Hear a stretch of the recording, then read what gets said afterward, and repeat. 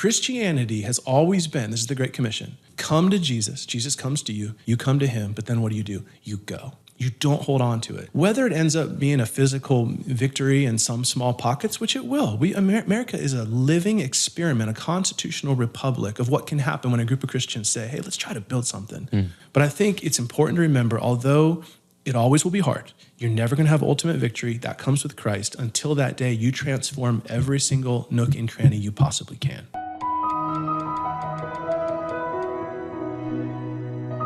Alrighty, well, continuing a bit from our last conversation, the slogan of the podcast that we had thrown around, and that was when the podcast had a different name, was living above the line. What does it mean to live above the line? That's not original with me. Okay. So upper story, lower story was Francis Schaeffer. He ends up coming back 1940s, 1950s, post-war Europe.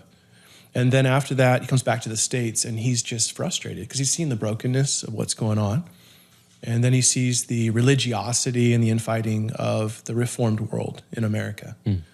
And basically out of that comes, and it's also the peak of the mid-century scientific rationalism. And so out of that, he ends up putting together what became his magnum opus, which most people hopefully have read. And he says that there's an upper story and a lower story. Now, we all know lower story, obviously, is going to be the objective facts and scientific rationalism and everything we can sense tangibly. But then the upper story would be the spiritual realm and the God and man and heaven and hell.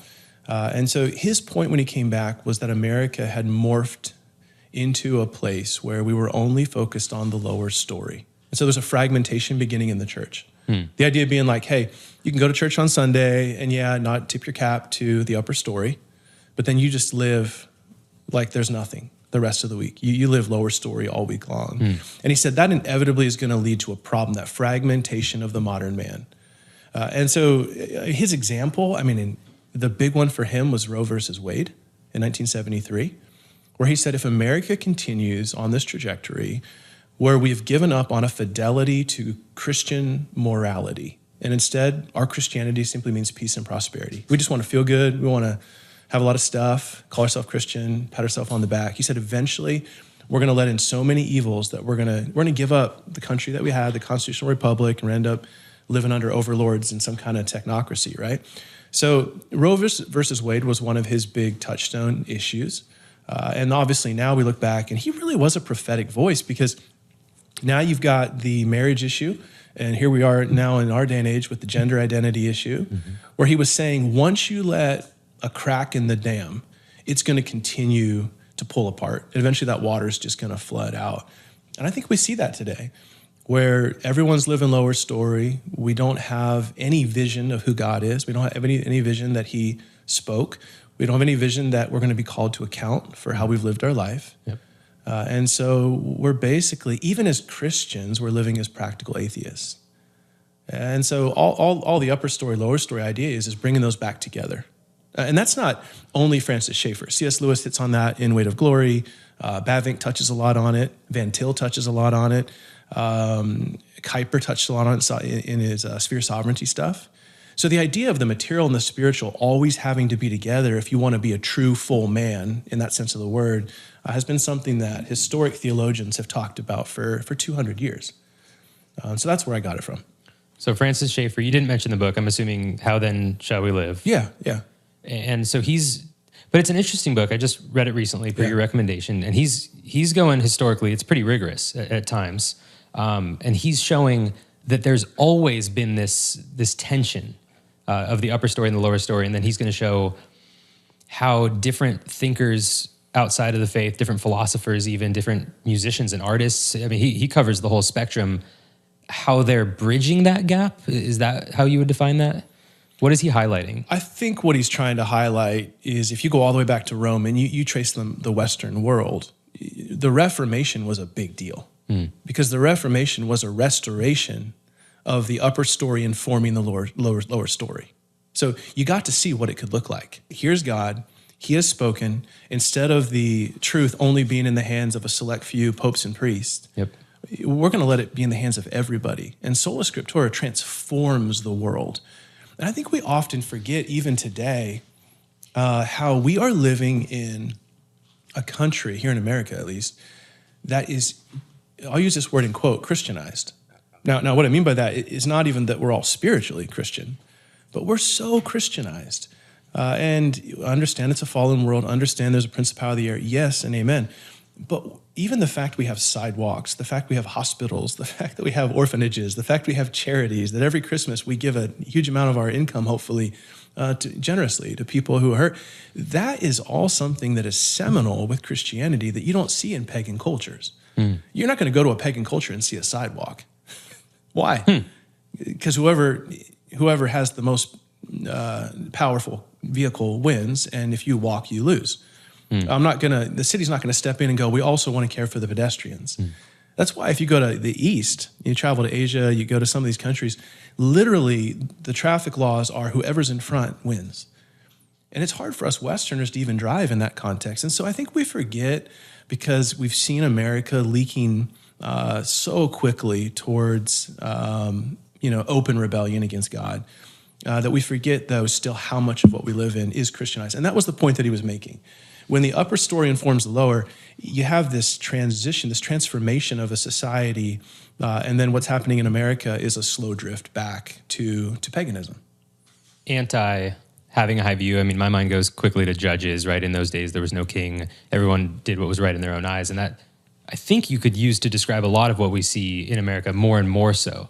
But draw that tension. I noticed in one part of what you're explaining, America's not viewing the upper story. But on the other hand, we're still benefiting of a lot of that, what would you say, previous upper story thinking, previous benefit, the sidewalks. I describe that tension. Use there. what you want, Judeo-Christian or in quote Christianized or whatever. Yeah, absolutely. I think we're benefiting from that. I mean, our judicial code is derived from biblical principle. If you go back and you look at Samuel Rutherford and you go back across the pond and you realize a lot of this stuff, even from non-Christians like John Locke, that our country, our constitutional republic was built on, is based in Christian moorings. Right. Those principles are derived. Right. And so we live in them almost like, when you go to, there's a storm that passes and the rain's gone, but you're still feeling the breeze that was there and you can smell it in the air. We're living in the smell of what was. So we're benefiting from it, but then denying the cause of it. The causation of it. Yep. And which is why you have a slow drift. And that's why I say prophetic, in quote. Schaeffer saw that coming. He said, once you go down the path of murdering babies in the womb, you've left the foundation of being made image bearers in the eyes of a personal creator. And so, that's why I talk about above the line thinking. Like, when we go through life, and we talked about this last episode, being a Christian means it informs every category of my life. All of God for all of life, meaning if I am truly a Christian, it's going to impact how I relate to my wife, how I relate to my family, how I relate to my employer, how I relate to the government. You can't say I'm a Christian on Sunday and then everywhere else I do what I want. You live Christianly. So living above the line, the idea then is not that we're living above the line such that we're not living below the line. We're so heavenly minded that we're no earthly good. It's that because we are able to step back, perceive the real picture, the big picture, what's going on, the supernatural behind, we're then able to participate correctly, obediently in all those categories, sociologically, economically, politically, and so on. Is that a fair way? Yeah. Okay. Fair. Schaeffer is seeing it less and less in America, and I think that what we've seen in this last, even election style, we're much worse. Yeah, absolutely. Cycle. So what about then in Christianity? Is it also declining? Well, I would actually say in my lifetime, I saw upper story thinking impacting lower story living more the last 3-4 years than I have seen in my entire lifetime. And you just think about the things that are happening. And I know that you're a little bit younger than me, so it may not have quite the context that it'll have for older people, but things that are obvious like the election and all that. But even go back further, like COVID. I mean, there was an entire generation of Christians who were saying, hey, listen, man, just preach the gospel, let bygones be bygones. No one cares. They're not pushing on the church. It's not persecution. Yep, don't mention it. Don't even worry about it. Yep. Don't talk about politics.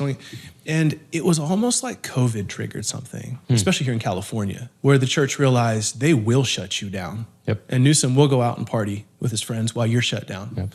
And that, I think, fired up a lot of young people to realize your upper story will inform your lower story.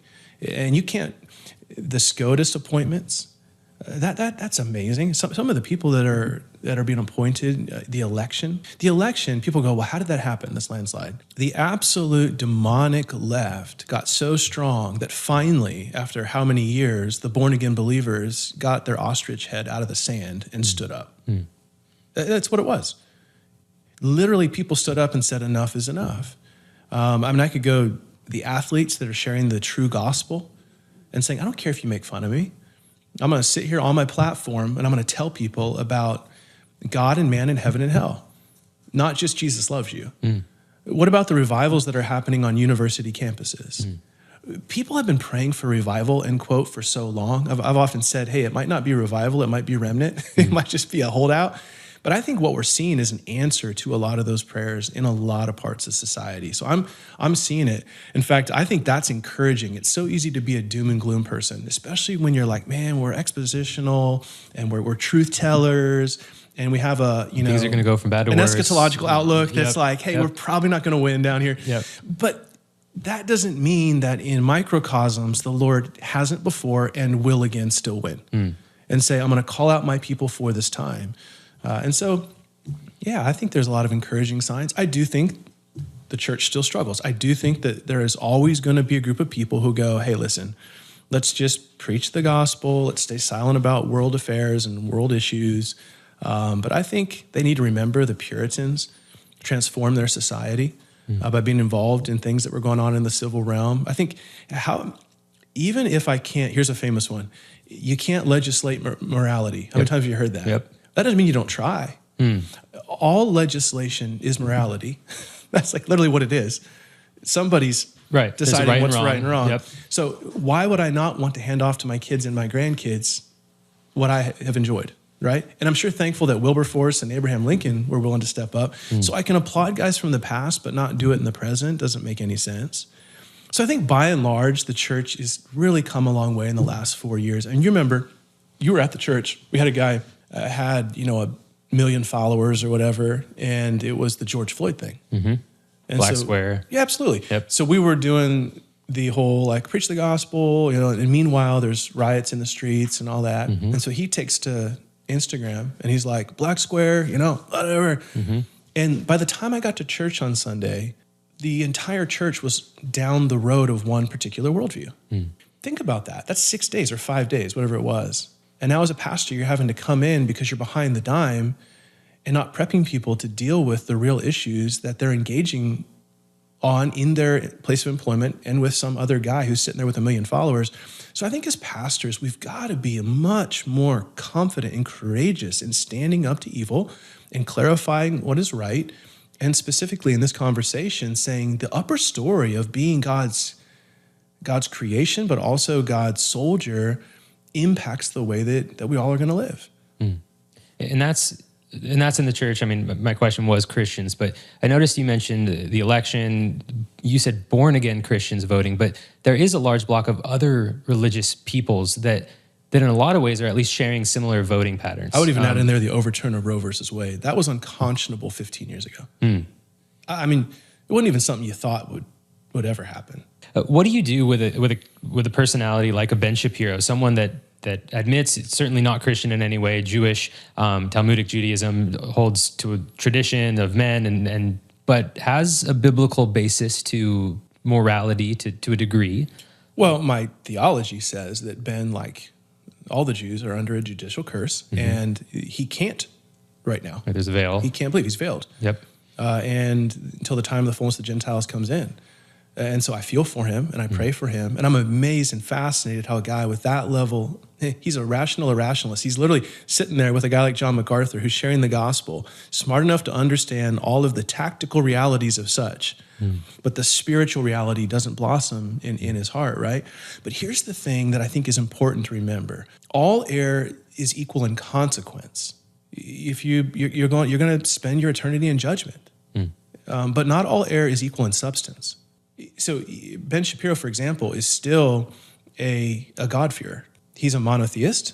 He does believe in a creator. I'll take that any day over an atheist who's a believer in fate and chance. And that really, let's just take the election, for example. At the end of the day, you go, well, we're not voting for a pastor voting for a president. Yep. Well, what did you have? You had one worldview. Neither one are Christians at all. I'm not saying either are. But one of them had a worldview that said there is a creator, and you are made in the image of God. And we'll do everything we can to protect life, and we're going to try at least. We can argue that. Mm-hmm. The other one said, as far as we know, I don't really believe there's a creator, and pretty sure you can do whatever you want with your identity, and we're going to kill your babies. And what you're dealing with is the level of error you're gonna navigate, and that's true. You talk about any world religion. The world religions that are Abrahamic are going to say there is a creator, right? Only the Christian understands there's a personal creator. Only the Christian understands that he came and he took the form of a man, and he was willing to give his life on behalf of others. But I'll take the Jewish understanding of a creator and a law that we obey, knowing that we'll stand and give an account to him any day, over an atheist who's saying you can kill your babies. Mm. Fair or no fair? Why don't you fire back on that? Yeah, I think there's a drastic difference. I think the easy one here is going to be the God-fear of the Jewish person, the person that believes in the Ten Commandments. I mean, that is a very significant crossover on the Venn diagram of moral basis that we have in common. Absolutely, when they're going to take it, they're going to view it as works that they can go reach God, and they're going to view it on a level playing field with Jewish philosophers from the past. That we want to be really careful with. But as far as they are conforming to things revealed to them in the law, I think that there should be a lot that we could share. And that's going to depend on who it is that's speaking, which person. But we can certainly appeal to them on that level. But viewing that with the perspective of living above the line, it would be fair to say the Christian with a comprehensive view of Scripture is going to have the lights on above the line so that everything below is well lit. Would it be fair to say that someone who's adjacent, something like either not born again Christian, a nominal Christian, or someone who is Jewish or something like that, is the lights are dimmer, but there's more light than the pagan who's adamantly rejecting any God? I have so many thoughts going through my mind. Go for it. No, I don't know where to start. Yeah, I think number one, going back to the Ben Shapiro thing, it is interesting that Jesus comes in John 6 and 7, and he says, like, the reason you're rejecting me is because you hate God. Yep. He's pretty clear. Yep. So, and then he stands up and he says, I am the light of the world. And there's that beautiful moment where he's helping them understand, you have parked me, and you will be parking me for a long time. Mm-hmm. And I'm going to start this other thing with the Gentiles, and I'm going to launch it. It's called the church. And there's a blessing in a group of people that have a fear of a God. Mm. Whether it's even the shared God, doesn't matter. At least there's fear of a God. That is a huge step to say there is a creator to whom we will give an account, to someone who says there is no creator and I do what I want. Mm-hmm. There's also a group in the middle. Now we're going to the neocons. So you brought up the neocons. And I think they're the creative force people. So they're the ones who said, hey, we're not atheists. And the reason that so many people have moved off the atheist position, and because of 1950s, 60s, 70s, rationalism led people, the idea that we're nothing but in a machine, we're in the fishbowl, we're doing what we want, there's nobody outside of it, right? The problem with that was they reached the most obvious end. The terminus of that is, well, then why are we here? Yep. And that's why you had the 27 Club and everyone kills themselves, because they're all tripping on LSD in the 60s trying to find some experience. And when they didn't find one, they just killed themselves. Heath Ledger, Jimi Hendrix, go on. So I think what you have now is a postmodern mysticism where people are going, I no longer can hold to that. That didn't work. Mm-hmm. And that's now we have yoga and we've got the Enneagram and all that. People are saying there is something out there. I'm not willing to say it's the God of the Bible, a personal creator. I'm not willing to say I'm an atheist and there's no creator. I'm going to call it a creative force, and Star Wars helped with that, by the way. Gave us terminology for it. Now, the obvious problem with that is I go, well, if there's a creative force out there, then that means he had to have a mind. Why? You had a mind. So, if you have a mind, then whatever that force has had to have a mind. Therefore, it's not a creative force. It's actually a personal creator. So it's still ignorance, but I do think it's a step closer than the outright rejection.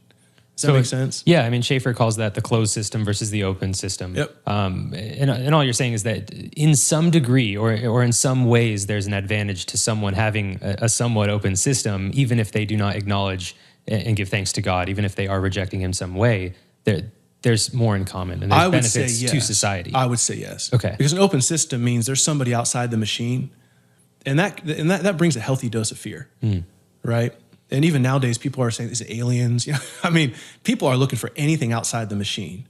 Because if it's only the machine and me in it, and I have no way to get out of it, and there's nobody making the call, it's fate and chance, I have no reason to wake up in the morning. And no reason not to do wrong. That's the key. No basis of right and wrong That's to the start. key. So that, obviously there's an issue there with the concept of right and wrong if there's nobody out there that created us. But even if you say, hey, societally, we've agreed on rights, on things that are okay, things that are not okay, well, so what? That guy that just assassinated the CEO of United Healthcare, why is that wrong? It's not for him. There's no one to give an account to. He's going to end in the same box that you're going to end up in, and so what? He has no more absolutes. And I think that's why it was beautiful when, like, for example, Carl Truman built off of Schaeffer's work. So Schaeffer is dying. He's dead in 80, 82, 83. So then you have guys come along and go, what do you do with postmodernism? And now they're helping us define what has been kind of what's moved to a hard totalitarianism, where it's like, hey, listen, you can believe anything you want. Then it turns into, I'm going to believe anything I want, but I'm not letting you believe what you want. And Truman anchors that ultimately in the imaginary self. What he says is you go back to Freud and Spock and these guys, the moment we went psychological, and we said the answers are not outside yourself, the answers are in yourself, where we are is where we were bound to culminate. And to your point, it ends up with no absolutes. There's no moral objectivity. It's simply what you think and what you feel that drives the day. Shoot who you want, drink what you want, binge how you want. The only rule is don't push your authority and your view of life, your convictions on me. And that's where we are today. And I think that's what we saw coming all the way back full circle to this question. That's what we saw with the radical left. What we saw the last 8 years, you go back to Obama, kind of old school Democrats, what we saw with Target and with Bud Light and with all of that was a group of people who said, our worldview is now going to be the worldview. It is no longer you have yours and I have mine. And I think you saw Christians finally say, nope, we may not have a constitutional republic, we may not have a Western side for long, but as long as we do, that's not going to continue. I mean, I know Apple's got all its issues, but I saw that commercial that Apple put out. I mean, the most pro-family commercial on television in the last 20 years, Apple just put out about that dad who's reminiscing over his daughter growing up. That was instant tears in the eyes. Instant tears. I don't for even have everybody. Kids. And for you now, a kid in college, my wife, my goodness. I said, hey, watch this. Get the tear. She's like, why did you do this to me? But like, think about that. Even 2 years ago, Apple. They were posting what Jaguar just posted. There you go. Yep. So you had mentioned a couple hot items: escapism, that everything's going to go from bad to worse. And now as we apply biblical principles, there is a tension of winning down here, not winning down here. Paul says things are going to go from bad to worse. He also says soon the serpent's going to be treaded under your feet. And so there is a tension that we see in Scripture alone. With that said, there are groups today that are pretty strong, pretty adamant, groups of Christianity that really want to win the culture war, and others, I mean, you want the full spectrum. On one end, hey, we're going to be a little monkish, step back, let the culture do what it's going to do. The other one's saying, no, we got to lead the charge, bring in the kingdom. Yep. But even if we don't want to get in those waters, it's really important that we're winning down here. How do we can go in those waters? Okay, let's go in those waters. How do you navigate that? I've got friends in both, so it doesn't bother me, and I don't want to pick on anybody. But yeah, absolutely, I get it. So if you go back and use Niebuhr's terms, real, that's what he was trying to culture. do. Yeah, yep. He was trying to take this 20th century issue of this massive moral majority and the evangelicals and go, what do we do with this? And he comes up with this spectrum where he says on one side, you've got Christ against culture, which would be Amish and just no electricity, and we're going to park it over here and do our thing. And then you got Christ over culture, theonomy, and we're going to win. It's ironic that the Amish helped Pennsylvania for Trump, but that's just a side note. Go on. Interesting, yeah. But you have crusaders, okay? Yep. And so you could come back down the spectrum and put theonomy. You can put everyone somewhere on the spectrum, Schleiermacher and whoever else was, I forget who the big advocates were.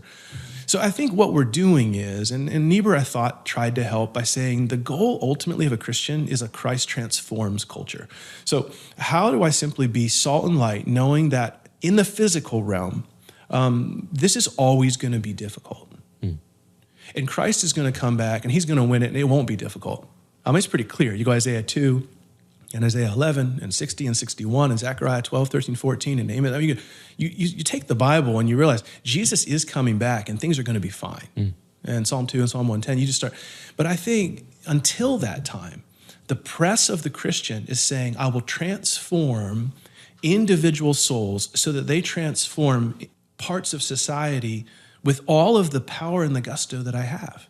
So why would I do anything else? In fact, interesting. I was just reading a book on archaeology, and I know boring for most people, but if you go to the Church of the Holy Sepulchre, clearly the most evidenced place that we know where Jesus died, and you go back through 5 layers, 5 strata, under the Byzantine church, there is a cornerstone that is still there from the very first pilgrimage that we have in all of Christendom to the site of Golgotha. And right over the site where Jesus died, some pilgrim came, graffitied. This is going back, pre-Eusebius. He graffitied the picture of a boat going away from Jerusalem. And then in Latin, I believe, it would have been pre-Latin, so I don't forget. It would have been Latin. In Latin, he said, "Yes, Lord, we shall go." Think about that. I make a pilgrimage all the way to Golgotha. So Constantine says, hey, this is the site, because he finds the temple that was built to Jupiter by Hadrian. And so he goes down, tears that down, puts the church. Pilgrim comes from wherever, gets there, falls to his knees. Thank you, Lord. And the first thing he says is what? I'm going to go. Christianity has always been, this is the Great Commission, come to Jesus. Jesus comes to you. You come to him. But then what do? You go. You don't hold on to it. And so I think whether it ends up being a physical victory in some small pockets, which it will, America is a living experiment, a constitutional republic of what can happen when a group of Christians say, hey, let's try to build something. That's what the Pilgrims were doing. Yep. They're fleeing persecution, you coming read the over Mayflower here. Compact? Absolutely. Beautiful. Absolutely. And all of our state constitutions have Christian oratory in them. But I think it's important to remember, although it always will be hard, you're never going to have ultimate victory. That comes with Christ. Until that day, you transform every single nook and cranny you possibly can. So we're not working in vain, but we're not working to win and conquer the earth. Tease that out. How are we not disheartened knowing that? I don't feel disheartened. Okay, why not? Because I'm playing to win with See, here's what I think happens. Because of movies and because of, we have technology and we see the world, no one's ever done that before. Everyone understood you're born into a caste or a system. Like literally, this has been all of society for generations, thousands of years. You're born into a system and you don't get to break out of that system. It's only our little microcosm of the last 100 years, post-industrial revolution in America, capitalism, that allows us this idea of like, I can break out, I can start something, I can do something. Most people understood you work really, really hard. The average life expectancy is going to be 45 to 49 years old.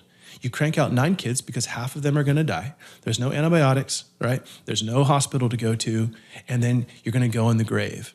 So the idea of changing the, end quote, world is a relatively new idea. Think about it. Even Paul, when he's writing his letters, isn't like, hey, we're going to change the world. He's literally saying, hey, Ephesus, let's try to change our backyard. And what we do is we change our backyard, which changes our neighborhood, which changes our town, which changes our city. And look at what Christianity has done over 2,000 years. So I think the reason we get so demotivated is we think in our tiny little lifetime, we're going to be the ones who wins. Instead of playing the long game going, I'm going to take my shot while I'm here on earth to simply move the ball downfield 1 yard. That's it. That's what Christians have done for 2,000 years. I mean, they always say, you ever seen an elephant die? If you go to Africa or somewhere, and then you got this massive monstrosity of meat. And they say, how do you eat an elephant? How does an ant eat an elephant? One bite at a time. Yeah. Everyone takes their little chunk out of that thing.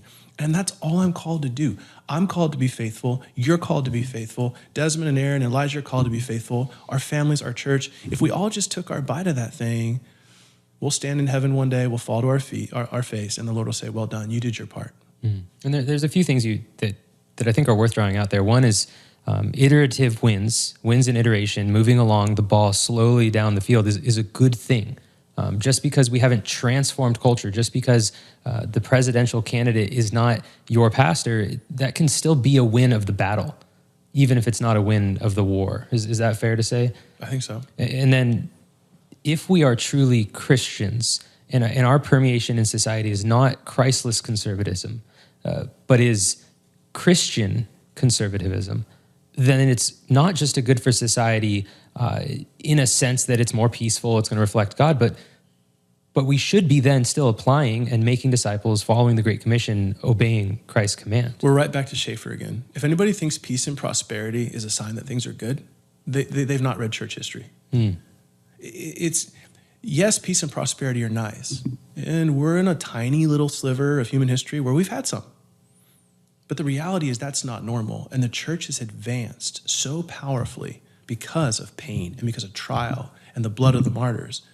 So we need to make sure that we right-size our view of the whole paradigm and go, Lord, if you were to shut our country down tomorrow, China does invade and things go really, really difficult. You show up at the church, you gather with your family, you pray your heart out, you evangelize, and even if a pastor is walked to the death to the gas chamber or walked to be burned at the stake, the reality is people will grow and the church will continue to thrive, not despite the pain, but because of the pain.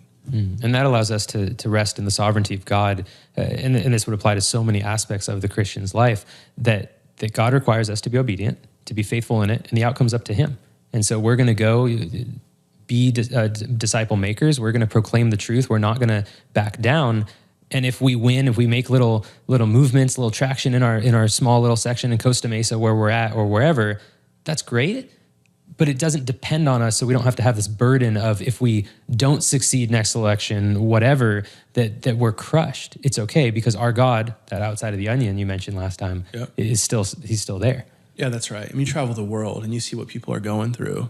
Parts of Africa and see Boko Haram storming into villages and raping your wife and whatever, and really think too much about like, man, why aren't we changing the world? You're just saying, Lord, help me to be a faithful Christian today. Help me to continue on my journey of faith today and to be a light in this dark little village today. That's what it means to be a Christian. Well, and that stands out when you go on mission trips, and I think it's so valuable to go out and see what is out there. Some of the happiest Christians I've ever seen are living off of a bowl of rice a day, and they are just joyful and content in Christ. And you come back here, where'd all that joy go? That's right.